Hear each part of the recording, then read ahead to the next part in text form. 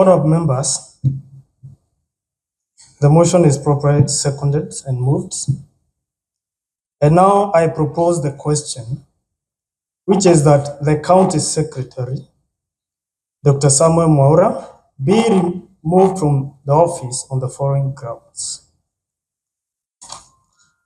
gross violation of the Constitution, County Government Act, Leadership and Integrity Act, and the Assembly's Powers and Privileges Act. 2, gross misconduct. And 3, incompetence. The motion is open for debate. The Honorable Member for Naivasha East. Mr. Speaker, thank you very much for, first of all, giving that chance, and also thank you, Honorable Jeff and Banyeri, for the motion. Mr. Speaker, there are some issues that I really want to raise and maybe ask, so that this is a house of rules and regulations.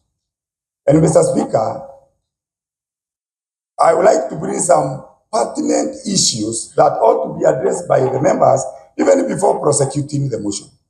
Mr. Speaker, let me go to Standing Order 63. Maybe we start from 63. And if you look at Standing Order, before you go to 63, there is that part that says procedure for removal from state office. What is the role of the Assembly?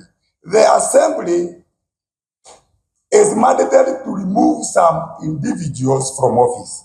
Mr. Speaker, if you check procedure for removal from state office, anybody that the Assembly is meant to remove must be a state officer, Mr. Speaker. And before you, after the Constitution, after the Standing Order says that, Mr. Speaker, the Constitution of Kenya 2010 goes on to define who should be a state officer.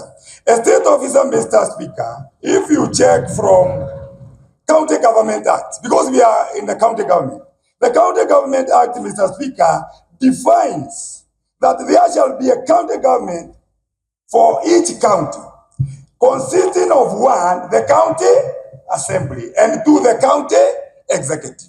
And I think that is where we will start, Mr. Speaker. And then it goes on, Mr. Speaker, to define who should be members of county assembly and who should be the members of county executive. Mr. Speaker, if you look at the Constitution, Article 177, certain, and I think members will have the Constitution, because this is a matter not more of political, but more of intellectual, cognitive capability for debate. Mr. Speaker, because we do not want the Assembly of Nakuru tomorrow to be a laughing stock.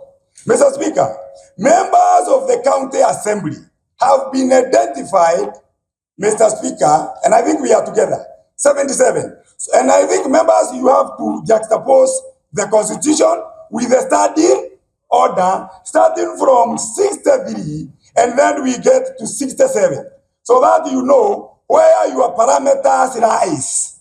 So, Mr. Speaker, if you, I need to go there. Mr. Speaker, you want to juxtapose procedure for removal from state office, and then you go to the Constitution that is the mother of all laws, and then you define who are state officers. State officers, number 1, from the county government are members of county assembly.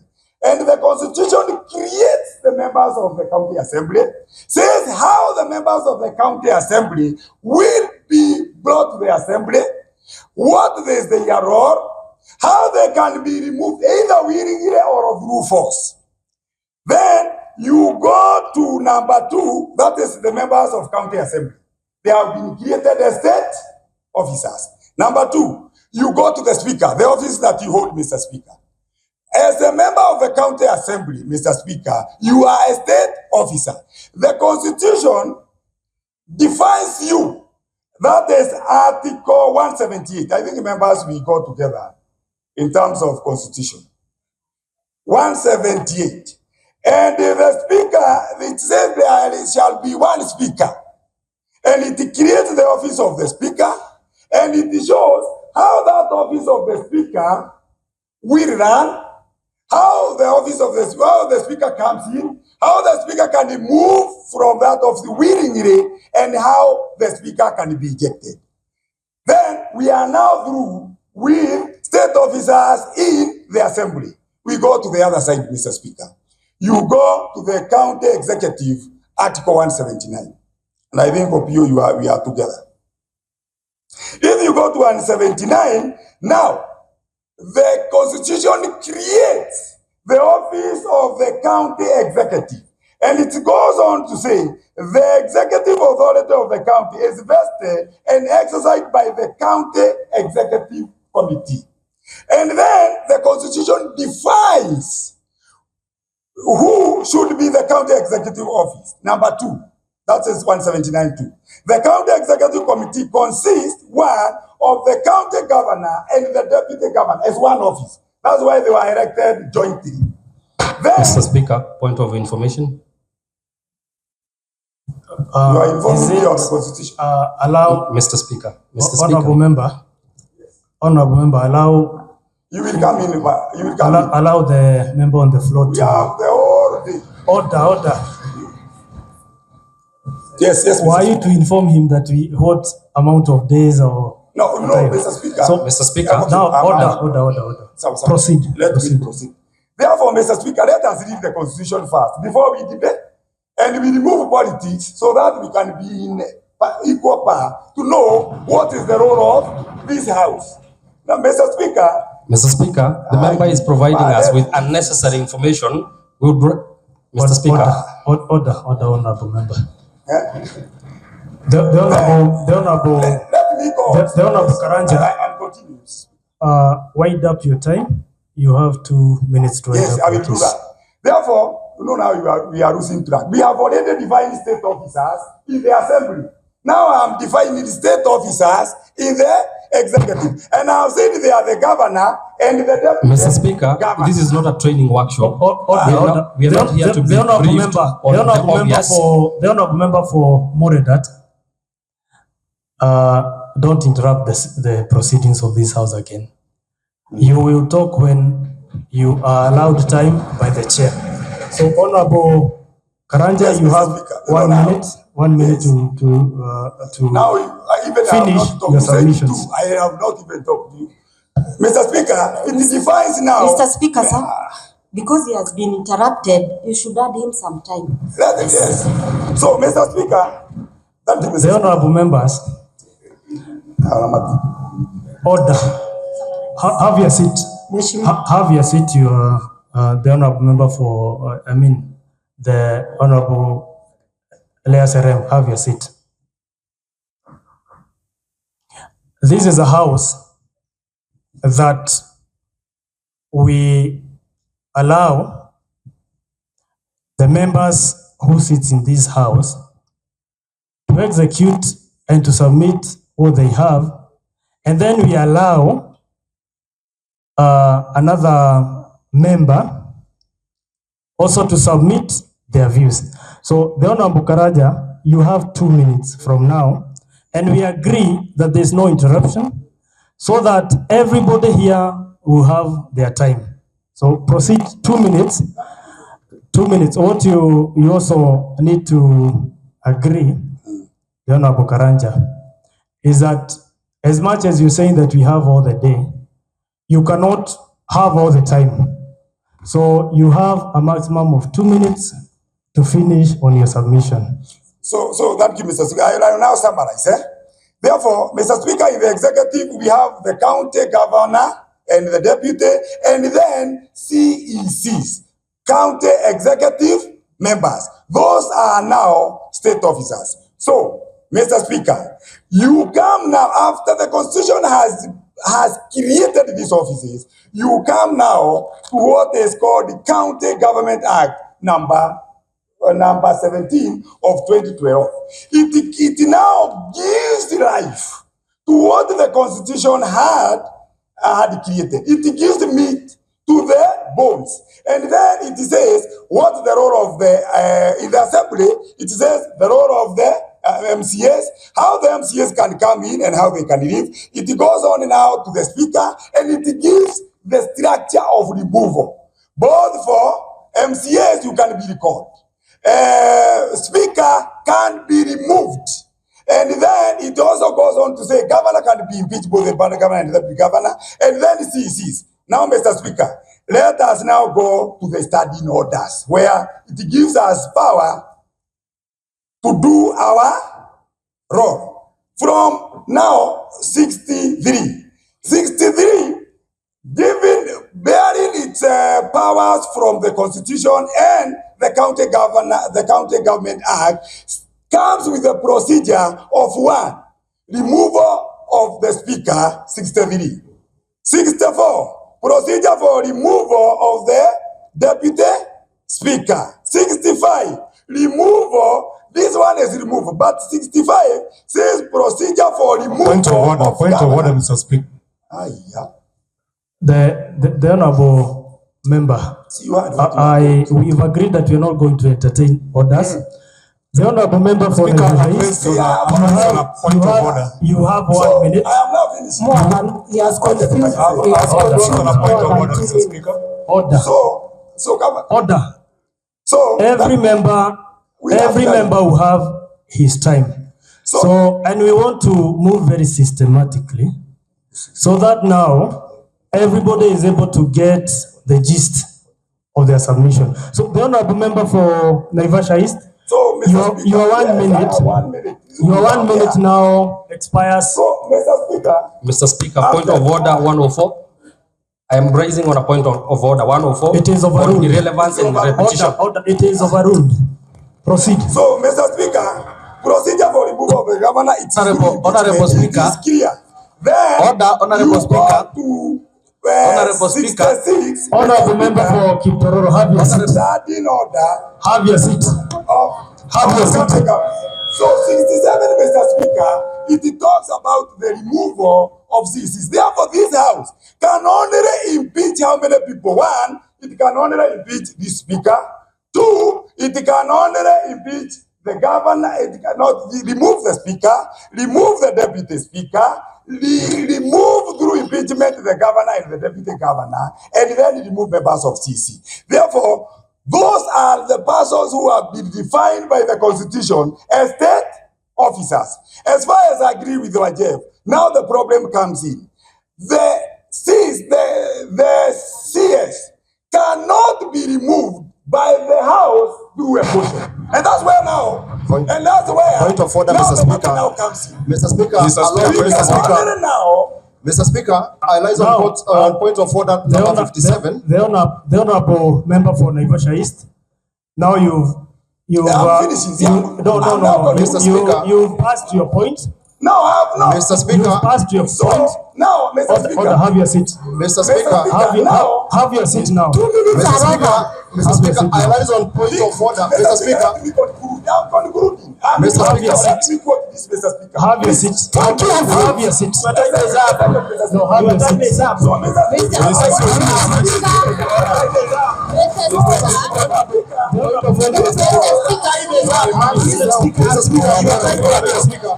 Mr. Speaker, point of order. You have not finished. Mr. Speaker,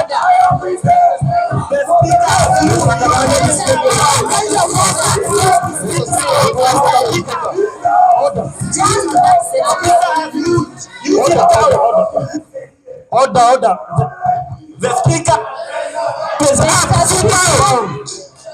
Thank you. Mr. Speaker. Thank you.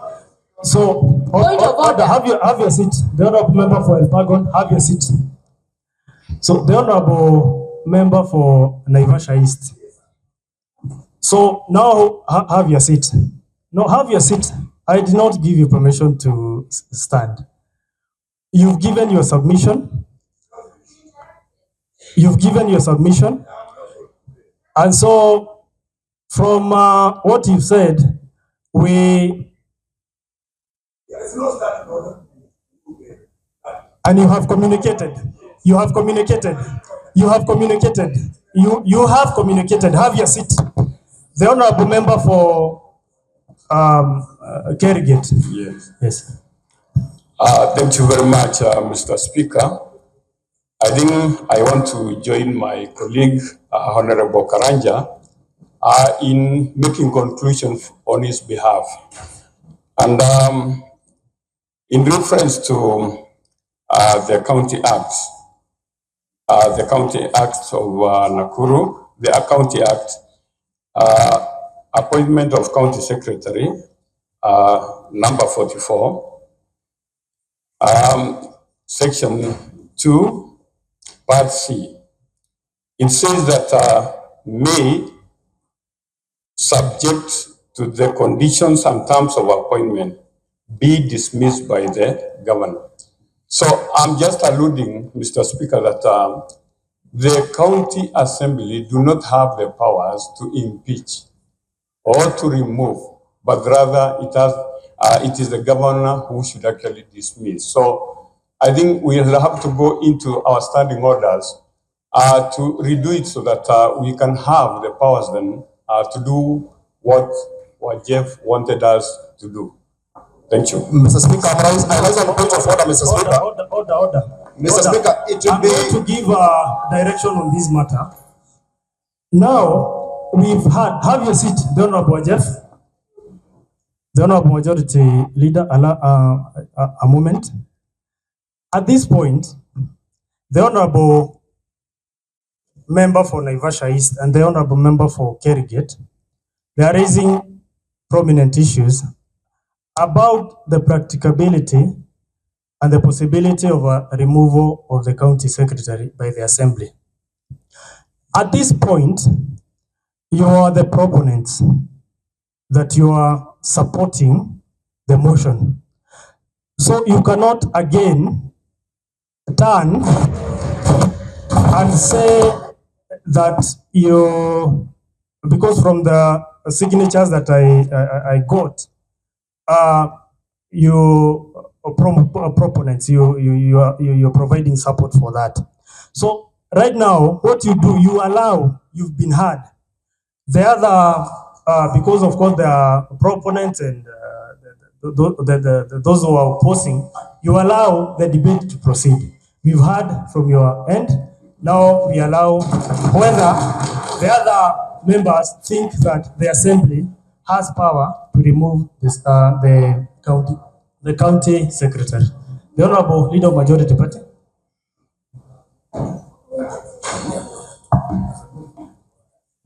Mr. Speaker,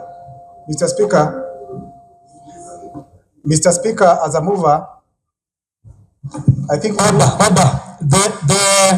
The time now is given to the Leader of Majority Party.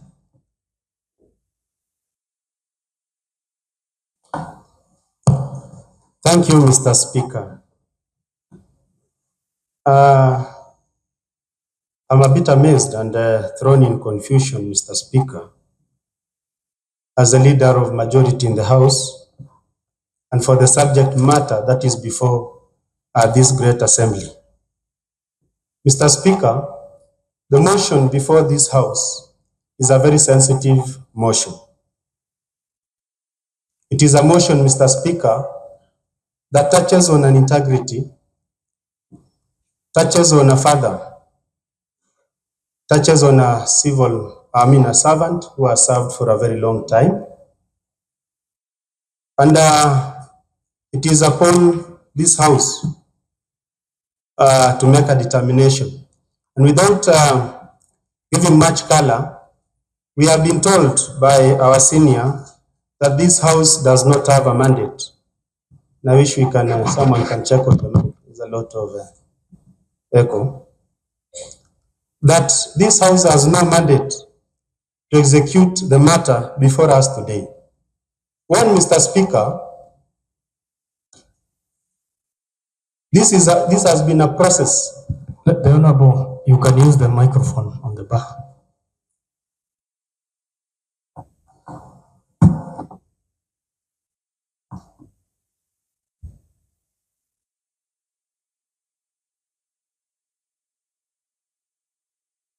Thank you, Mr. Speaker.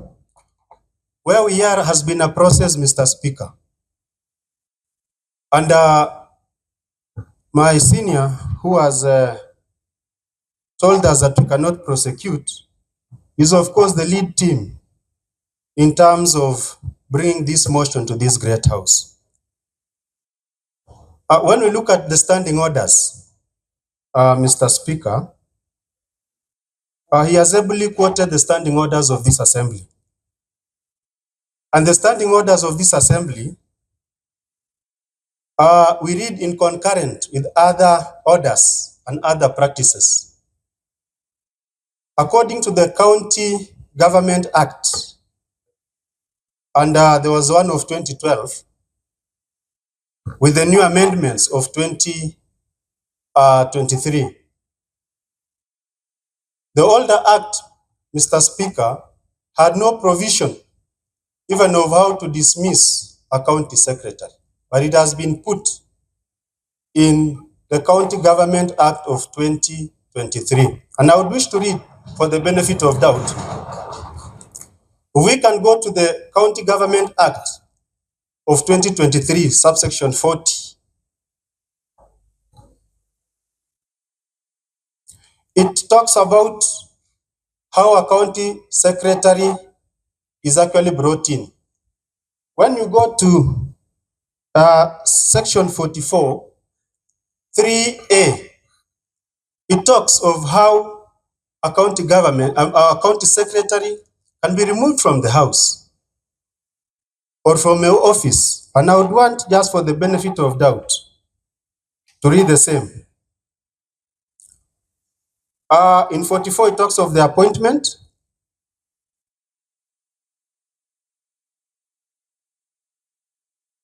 In 44, 3A, the county secretary may be removed from office on the following grounds. It states the grounds, starts by stating the grounds. It goes downwards, Mr. Speaker,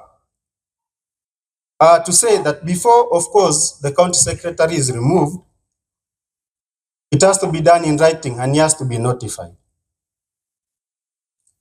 And there are other many options, Mr. Speaker, of removing, including him resigning from the office, and including the removal by the governor direct from the office.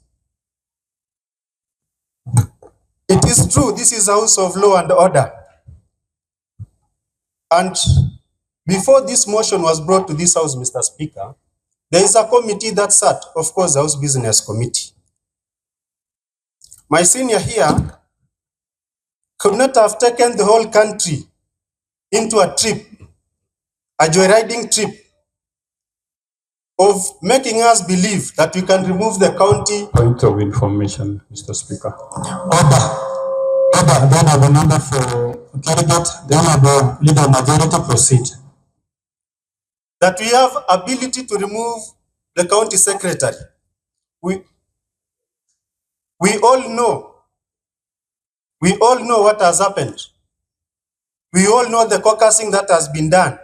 And we have all believed until the motion was tabled. Today, Mr. Speaker, we have gazetted a special sitting for this assembly. If you look at the gallery, the whole Kenya is here to see. The proponents of this motion could not have been taking the whole country in a ride, Mr. Speaker, knowing very well, and then you come with a card the last minute to tell us that this motion is not supposed to be debated by this house. It is not fair. It is not in order. And we cannot keep on taking the whole country and shaming the Assembly of Nakuru. Mr. Speaker, I've tried to read any law. I've tried to see any proceeding.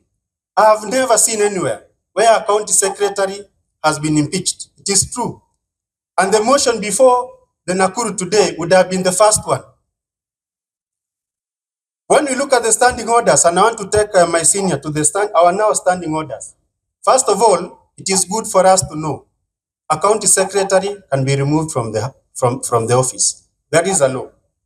Number two, when I go to the standing orders, number one, The Honorable Majority Leader is on the floor. No distractions. Proceed. Thank you for protection. I want to read to you now our standing orders, which you say has no mandate. First of all, we agree according to law, the county secretary, though it has not been done, and I'm here to see which county has ever removed a county secretary.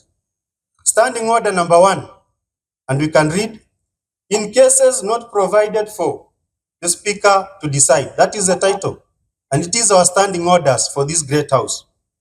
It states, in all cases not herein after provided for, and subject to the Constitution and other written laws, all, not a few, including this one, Mr. Speaker, all. The Speaker shall decide. This is the law. It is a standing order of this house. So if you don't know whether we should or we shouldn't, the Speaker equally has a right. Our standing orders give the mandate, because this is a new thing. We are in a new arena. We have not seen this before. So, Mr. Speaker, as I conclude, I would want the proponents not to chicken out at the last minute. We have been here. You cannot run away from your own shadows. This is your shadow, and you must sleep with it. You must walk with it until the end of it. You cannot run away from your shadow. No way. We have been in this mess for so long as a county assembly. So I want you to own, this is a child. You cannot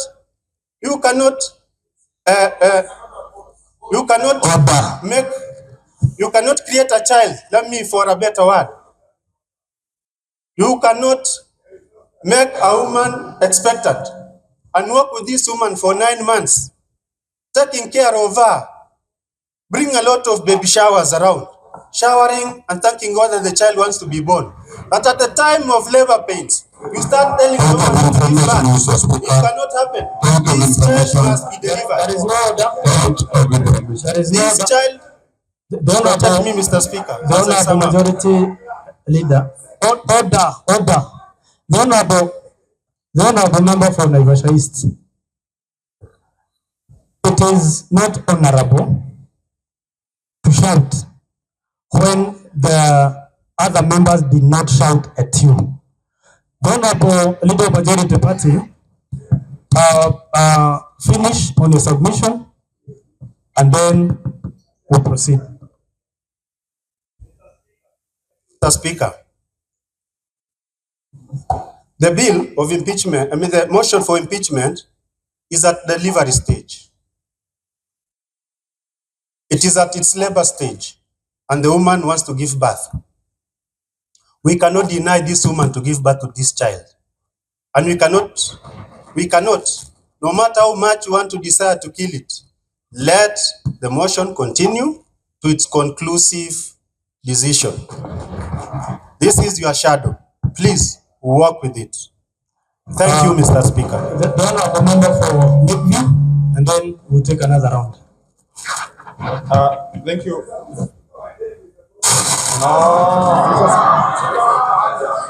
Mr. Speaker, the Honorable Member for Order. Mr. Speaker, order. The Honorable, Mr. Speaker,